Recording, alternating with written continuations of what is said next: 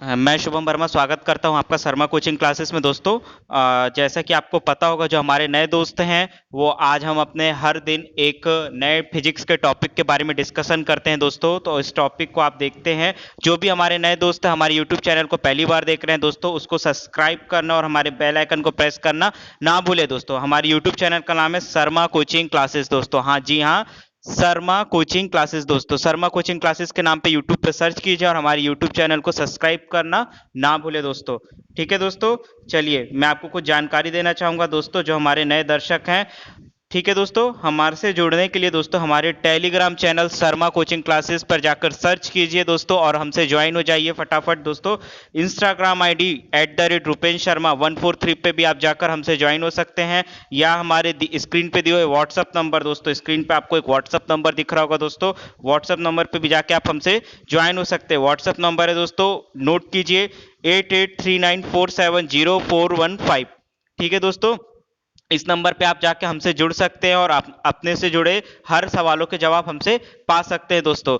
जैसे कि आपको पता होगा दोस्तों, हम हर दिन एक फिजिक्स के एक इंपॉर्टेंट टॉपिक के बारे में बात करने जाते हैं दोस्तों। आज का हमारा टॉपिक है ताप, यानी कि ऊष्मा।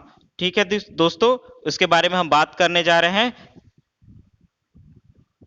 दोस्तों। मैं आज आपको कुछ और भी इंक्वायरी देना चाहूंगा दोस्तों। हमारी पेड क्लासेस भी चलती है CGPSC प्री की, जिसकी फीस है हमारी ओनली ऑन 1000 पर मंथ दोस्तों। ठीक है, इस पे आपको छूट भी मिल सकती है दोस्तों। ACF की भी चलती है दोस्तों, स्क्रीन पे आपको उसकी मंथली फीस और फीस इंक्वायरीज को दोस्तों आप लिख सकते हैं। CG पटवारी की भी है, CG असिस्टेंट प्रोफेसर की है। इसके अंतर्गत दोस्तों आपको क्या क्या प्रोवाइड किया कराया जाएगा दोस्तों। PDF देख लीजिए दोस्तों, PDF मिलेगा, वीडियोस मिलेंगी, लाइव क्लासेस मिलेंगी, लाइव टेस्ट मिलेंगी और नोट्स भी मिलेंगे दोस्तों। इससे हमारी पेड क्लासेस से जुड़े कोई भी जानकारी को लेने के लिए दोस्तों हमारे व्हाट्सएप नंबर पे आप हमसे कांटेक्ट कीजिए दोस्तों, या हमारी दी हुई जो भी आईडी आपको हमने दिखाई है, जो हमसे आप जुड़ने के लिए आईडी दिखाया गया है दोस्तों, उस पर आप हमसे कांटेक्ट करके जुड़ सकते हैं और हमारे जो भी ये जो है प्रॉब्लम्स, आप उसको दूर कर सकते हैं दोस्तों। जो भी आपको पेड क्लासेस से रिलेटेड आपको जानकारी चाहिए होगी दोस्तों, इस नंबर पे आपको पूरी तरह दिखा दी जाएगी दोस्तों। ठीक है दोस्तों, अब हम अपनी क्लास को स्टार्ट करने जा रहे हैं। ठीक है दोस्तों, आज की क्लास हम स्टार्ट करते हैं। आज का हमारा टॉपिक है ऊष्मा। ऊष्मा क्या होता है दोस्तों, आप लोग इसके बारे में भी इसको जानते होंगे दोस्तों। ऊष्मा क्या होता है, पहले आज हम इसके बारे में चर्चा करेंगे। ऊष्मा वह ऊर्जा है जो एक वस्तु से दूसरे वस्तु में केवल तापांतर या टेम्परेचर डिफरेंस के कारण स्थानांतरित होती है। मतलब एक वस्तु से दूसरे वस्तु में जो भी टेम्परेचर डिफरेंस की वजह से स्थानांतरण हो, वह क्या कहलाता है दोस्तों, ऊष्मा कहलाता है, यानी टेम्परेचर कहलाता है। किसी वस्तु में निहित ऊष्मा उस वस्तु के द्रव्यमान पर निर्भर करती है। किसी वस्तु में निहित ऊर्जा ऊष्मा उसके वस्तु के द्रव्यमान यानी मास पर डिपेंड करती है दोस्तों। ठीक है, इस चीज के हमने आज चैप्टर के बारे में जानकारी ली दोस्तों, क्या है ऊष्मा। अब हम उससे जुड़े कुछ इंपॉर्टेंट नोट्स या टॉपिक्स के बारे में बात करने जा रहे हैं दोस्तों। इस वीडियो को बिना स्किप किए पूरा देखिएगा दोस्तों। जो भी हमारे नए दोस्त हैं, इसका फायदा जरूर उठाइएगा दोस्तों। ठीक है, आज हम बात करते हैं ऊष्मा। ऊष्मा वह ऊर्जा है जो एक वस्तु से दूसरे वस्तु में केवल तापांतरण के कारण स्थानांतरित होती है दोस्तों। इस चीज को आप जरूर देखिएगा दोस्तों। ऊष्मा क्या है, एक वस्तु से दूसरे वस्तु में केवल टेम्परेचर डिफरेंस की वजह से ट्रांसफर होती है। ठीक है, अब बताने जाऊंगा दोस्तों दूसरे में क्या बताया जा रहा है दोस्तों। किसी वस्तु में निहित ऊष्मा उस वस्तु के द्रव्यमान पर निर्भर करती है। किसी वस्तु में जो निहित ऊष्मा होती है उस वस्तु के द्रव्यमान यानी मास पर डिपेंड करती है, उसमें बहने वाली ऊष्मा। ऊष्मा क्या दोस्तों, टेम्परेचर। ठीक है, यदि कार्य W ऊष्मा Q में बदलता है, जो कार्य होता है हमारा उसको ऊष्मा में बदलता है, तो W/Q इक्वल टू जे जहां पर एक नियतांक है दोस्तों, नियतांक है। ठीक है, जिसमें ऊष्मा का यांत्रिकी तुल्यांक को कहते हैं, ऊष्मा के यांत्रिकी तुल्यांक कहते हैं जिसमें। ठीक है दोस्तों, इसका मान कितना होता है, 4.8186 जूल कैलोरी होता है। इसका तात्पर्य यह है कि यदि 4.186 जूल का यांत्रिकी कार्य किया जाए तो उत्पन्न ऊष्मा की मात्रा 1 कैलोरी होगी। उत्पन्न ऊष्मा की मात्रा कितनी होगी दोस्तों? 1 कैलोरी होगी। कब होगी? जब 4.186 जूल का यांत्रिकी कार्य किया जाए तो, यांत्रिकी मतलब मैकेनिकल कार्य किया जाए तो उष्मा उत्पन्न ऊष्मा की मात्रा कितनी होगी दोस्तों? 1 कैलोरी होगी। ठीक है, चलिए अब आगे बढ़ते हैं। ऊष्मा के क्या क्या मात्रक है दोस्तों, इस चीज पे भी हम ध्यान देंगे। ऊष्मा का मात्रक पहला। अब हमारा दूसरा टॉपिक क्या है? Units of heat. Units of heat है दोस्तों। ऊष्मा का एसआई मात्रक क्या है दोस्तों? जूल है। अभी हमने जूल की बात की थी। ऊष्मा का एसआई मात्रक क्या है? जूल है। निम्न मात्रक का भी उपयोग किया जाता है। जूल के अलावा भी हम ऊष्मा में बहुत सारे मात्रकों का उपयोग करेंगे, जिसे हम वन बाय वन देखना चालू करते हैं दोस्तों। ठीक है, दूसरा मात्रक आता है हमारा ऊष्मा का, हीट का, क्या आता है? कैलोरी आता है दोस्तों। क्या आता है? कैलोरी। कैलोरी की अब हम कुछ डेफिनेशन समझने की कोशिश करेंगे दोस्तों। ये वीडियो पूरा देखिएगा, ये आपके लिए बहुत एग्जाम के लिए हेल्पफुल साबित होते होते जाएगा दोस्तों। आप हमारी यदि अभी भी शर्मा कोचिंग क्लासेस के टेलीग्राम चैनल से नहीं जुड़े हैं दोस्तों, इस चीज से जुड़े और उसके पीडीएफ नोट्स को बिल्कुल अपने एग्जाम के लिए तैयार करते जाए दोस्तों। ठीक है, 1 ग्राम जल का ताप 1 डिग्री सेल्सियस बढ़ाने के लिए, 1 ग्राम जल का ताप 1 डिग्री सेल्सियस बढ़ाने के लिए आवश्यक ऊष्मा की मात्रा क्या कहलाती है दोस्तों? कैलोरी कहलाती है। क्या कहलाती है? कैलोरी। 1 ग्राम जल का ताप, 1 ग्राम जो जल है उसका ताप 1 डिग्री सेल्सियस तक बढ़ाने के लिए आवश्यक ऊष्मा की मात्रा क्या कहलाती है? कैलोरी कहलाती। कैलोरी क्या कहलाती है दोस्तों? स्क्रीन पे आपको दिया हुआ है, मैंने इसकी डेफिनेशन भी समझाई दोस्तों, इस चीज को समझते जाइएगा। जो दोस्त हमारे पहले से इस चीज को पढ़ चुके उनके लिए रिवीजन क्लास काफी मददगार साबित होगा दोस्तों। ठीक है, अब विभिन्न मात्रकों में संबंध क्या है दोस्तों, ये आपको स्क्रीन पे दिख रहा है। 1 BHTHU 252 calorie. 1 calorie equal to कितना होता है दोस्तों? 4.186।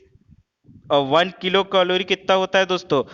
4186 जूल। ठीक है दोस्तों, इस चीज को समझ लीजिएगा दोस्तों, कितना होता है? 1 किलो कैलोरी का मान 4186 जूल होता है। कितना होता है दोस्तों? 4186। ठीक है, अब हम बात करेंगे दोस्तों मेजरमेंट ऑफ टेम्परेचर के बारे में। मेजरमेंट ऑफ टेम्परेचर के बारे में बात करेंगे। तापमापी, थर्मोमीटर। तापमापी क्या है दोस्तों? जिस उपकरण का प्रयोग हम ताप को मापने के लिए की करते हैं उसे क्या कहलाते हैं? तापमापी कहते हैं। क्या कहते हैं दोस्तों? तापमापी। अब हम तापमापी क्या क्या चीज से ताप को मापते हैं दोस्तों, इस चीज के बारे में हम चर्चा करेंगे। ठीक है, सेल्सियस पैमाने पे हम ताप मापते हैं। पहले तो सेल्सियस पैमाने पे सबसे ज्यादा हम ताप मापते हैं दोस्तों, सबसे ज्यादा उपयोग सेल्सियस पैमाने का हम करते हैं ताप मापन के लिए। इस पैमाने का आविष्कार स्वीडन के वैज्ञानिक सेल्सियस ने किया था, इसलिए इसका नाम क्या रखा है दोस्तों? सेल्सियस पैमाना रखा गया। स्वीडन के वैज्ञानिक सेल्सियस ने इसका खोज की थी दोस्तों, तो इसका नाम क्या रखा है? सेल्सियस रखाया। इस पैमाने का हिमांक को क्या कहते हैं दोस्तों? 0 डिग्री सेल्सियस। इस पैमाने का हिमांक क्या होता है? जिस पे सब चीज जमना शुरू कर देता है उसको 0 डिग्री सेल्सियस माना गया है।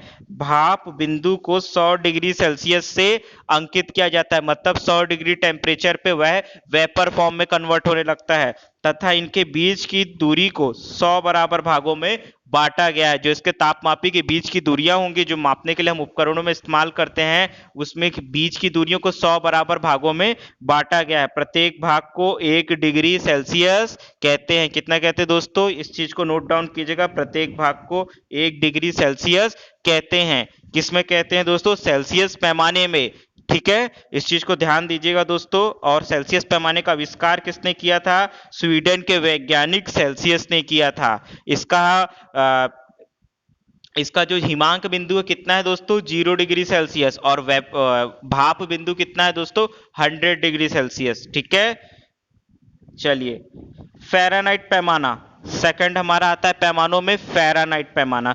फ़ारेनहाइट पैमाना, ठीक है दोस्तों, इसका आविष्कार जर्मन वैज्ञानिक फ़ारेनहाइट ने किया था। किसने किया था दोस्तों? जर्मन के एक वैज्ञानिक फ़ारेनहाइट ने फ़ारेनहाइट पैमाने का आविष्कार किया था। इसका हिमांक कितना है दोस्तों? हिमांक दिखाया है 32 एवं भाप बिंदु दिखाया है 212 डिग्री फ़ारेनहाइट। ठीक है दोस्तों, इनके बीच की दूरी को कितने बराबर भागों में बांटा गया है? 180 बराबर भागों में बांटा गया इनके बीच की दूरी को।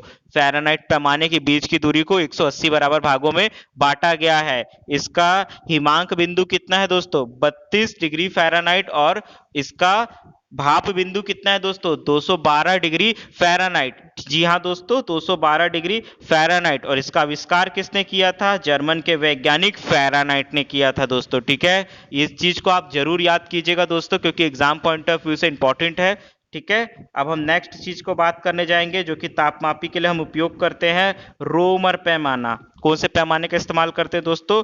रोमर पैमाने का हम लोग ताप को मापने के लिए इस्तेमाल करते हैं। इसका हिमांक कितना है जो दोस्तों?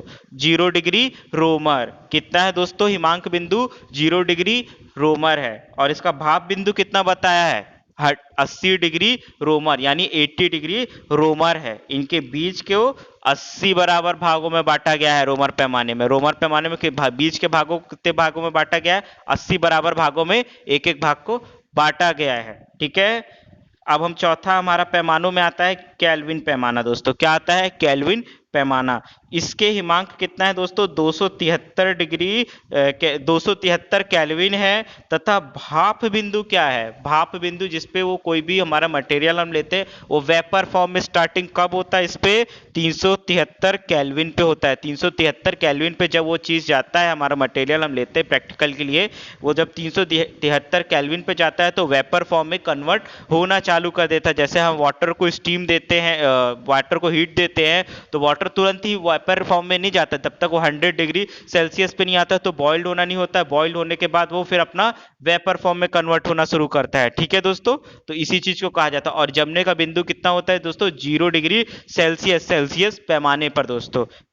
ठीक है, अब चारों पैमानों, जैसे हमने बात की दोस्तों सेल्सियस पैमाने की बात की थी, 4 पैमानों में अलग अलग क्या क्या संबंध है। चारों पैमानों से हम क्या मापते हैं दोस्तों? ताप मापते हैं, यानी टेम्परेचर मापते हैं चारों पैमाने से। ठीक है, तो चारों पैमानों में संबंध क्या क्या है दोस्तों? स्क्रीन पे आपको मैं दिखाने की कोशिश कर रहा हूं दोस्तों। पहला हमारा सेल्सियस पैमाने का, जैसे सेल्सियस का मान C-0 अपॉन 100 सेल्सियस पैमाना। फ़ारेनहाइट पैमाना F-32 अपॉन 100। चौथा तीसरा आता है हमारा रोमर पैमाना R-0 अपॉन 80। और चौथा आता है केल्विन पैमाना K-273 अपॉन 100। ये सब आपस में एक दूसरे का डिफरेंस बता रहे हैं, एक दूसरे पे संबंध बता रहे हैं, लेकिन ये चारों क्या है? एक दूसरे के बराबर है। ठीक है दोस्तों, एक दूसरे के बराबर करने के लिए क्या क्या चीज का इस्तेमाल किया जाता है वो आप स्क्रीन पे देख रहे होंगे। ठीक है दोस्तों, अब हम अपने नेक्स्ट टॉपिक पे बात करते हैं। क्या है हमारा परम शून्य ताप? क्या होता है दोस्तों? Absolute zero. परम शून्य ताप। परम शून्य ताप क्या होता है दोस्तों? सैद्धांतिक रूप में अधिकतम ताप की कोई सीमा नहीं होती है। सैद्धांतिक रूप में ताप की कोई सीमा को नहीं बताया गया है, मतलब थ्योरेटिकल फॉर्म में ताप की कोई भी सीमा नहीं डिसाइड की, मतलब उसका एक लिमिट कोई भी डिसाइड नहीं है ना। परंतु निम्न ताप की सीमा है, जो निम्न ताप है, जो हमारा फ्रीजिंग पॉइंट है, जिसे हम कहते हैं जमने के पॉइंट को, हिमांक बिंदु को फ्रीजिंग पॉइंट, जिसपे वो फ्रीज हो जाता है, तो उसको एक लिमिट से बताया गया। लेकिन जो तेज ताप है हमारा, जो जिसपे हमारा भाप आप बनता है दोस्तों, उस चीज का हमारे पे कोई मतलब उसका कोई लिमिट नहीं है, लेकिन एक जमने का एक लिमिट हमेशा डिसाइड किया जाता है। उसे क्या कहा जाता है दोस्तों? परम शून्य ताप कहा जाता है। इस टॉपिक पे हम बात करें परम शून्य ताप के बारे में।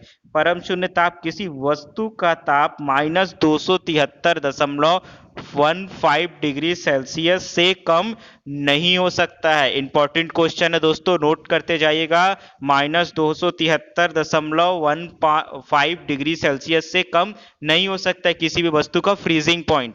ठीक है, इस ताप को क्या बोलते हैं दोस्तों? परम शून्य ताप, यानी एब्सोल्यूट जीरो कहा जाता है। क्या कहा जाता है दोस्तों? एब्सोल्यूट जीरो कहा जाता है। केल्विन पैमाने पर इसे 0 केल्विन लिखते हैं। क्या लिखते हैं दोस्तों? 0 केल्विन लिखते हैं। पहले सेल्सियस पैमाने की सेंटीग्रेड पैमाने भी कहा जाता था। नोट कीजिएगा दोस्तों, एक नोट है, पहले सेल्सियस पैमाने को क्या कहा जाता था? सेंटीग्रेड पैमाना भी कहा जाता था सेल्सियस पैमाने को। दोनों में डिफरेंस नहीं है, दोनों एक ही है, नाम अलग अलग रखा गया है। छठवा, पारा। -39 डिग्री सेल्सियस पर पारा जमता है। पारा जो हमारा होता है दोस्तों, पारे का सूत्र क्या होता है? Hg। हमारा पारा कब जमता है दोस्तों? -39 डिग्री सेल्सियस पर जब जाता है तो पारा जमना प्रारंभ कर देता है। हमने वैसे पारा को लिक्विड फॉर्म में देखा है। पारे का उपयोग हम कहाँ कहाँ करते हैं दोस्तों? टेम्परेचर मापने के लिए पारे का उपयोग करते हैं। जब भी हमने कभी डॉक्टरों का थर्मामीटर देखा होगा तो उसमें पारे के थ्रू हमारे बॉडी का टेम्परेचर को वो नाप के एक पैमाने पर दिखाता है। तो पारे का निम्न ताप ज्ञात करने के लिए अल्कोहल तापमापी का प्रयोग किया जाता है। कैसे तापमापी का प्रयोग किया जाता है? पारे का ताप मापने के लिए अल्कोहल बेस्ड तापमापी का प्रयोग किया जाता है। अल्कोहल का जमने का फ्रीजिंग पॉइंट कितना होता है दोस्तों? -115 डिग्री सेल्सियस पर अल्कोहल जमना प्रारंभ हो जाता है। ठीक है, उसका फ्रीजिंग पॉइंट कितना होता है? -115 डिग्री सेल्सियस। सातवां, अब हम बात करेंगे ग्रव तापमापी का। ग्रव तापमापी का पारा तापमापी लगभग -30 डिग्री सेल्सियस से 350 डिग्री सेल्सियस तक के ताप को मापने के लिए प्रयुक्त होता है। द्रव तापमापी क्या होता है दोस्तों? पारा तापमापी लगभग -30 डिग्री सेल्सियस से 350 डिग्री सेल्सियस तक के ताप को मापने के लिए इसका उपयोग किया जाता है। नोट डाउन कीजिएगा दोस्तों, पारा यानी मरकुरी थर्मामीटर का आविष्कार किसने किया था? फ़ारेनहाइट ने किया था दोस्तों। फ़ारेनहाइट ने पारा थर्मामीटर का आविष्कार किया था।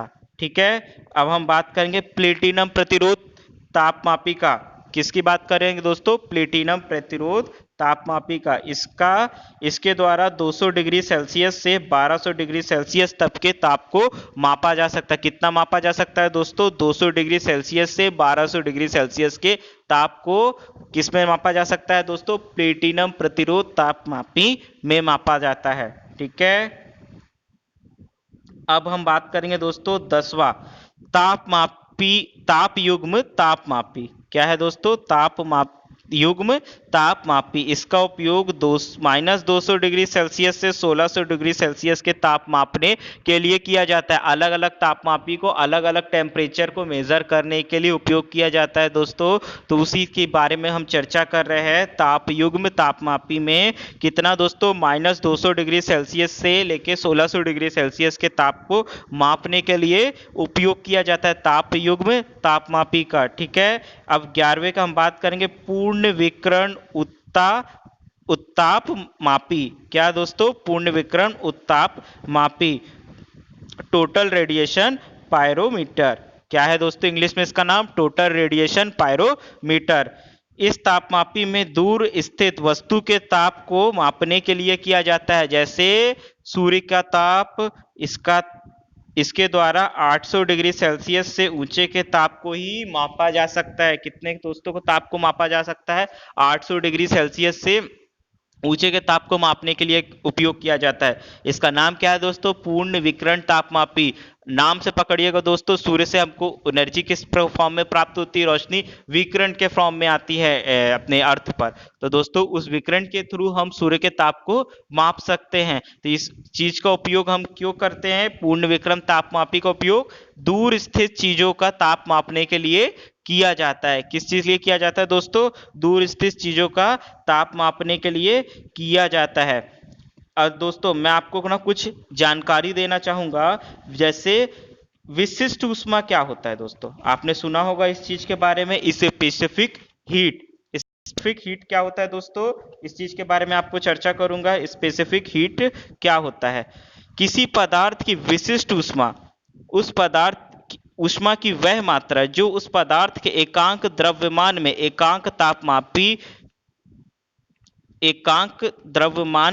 एकांक ताप वृद्धि उत्पन्न करती है। इसे प्राय क्या चीज में व्यक्त किया जाता है? सी मतलब सेल्सियस में व्यक्त किया जाता है। विशिष्ट ऊष्मा का मात्रक जूल किलोग्राम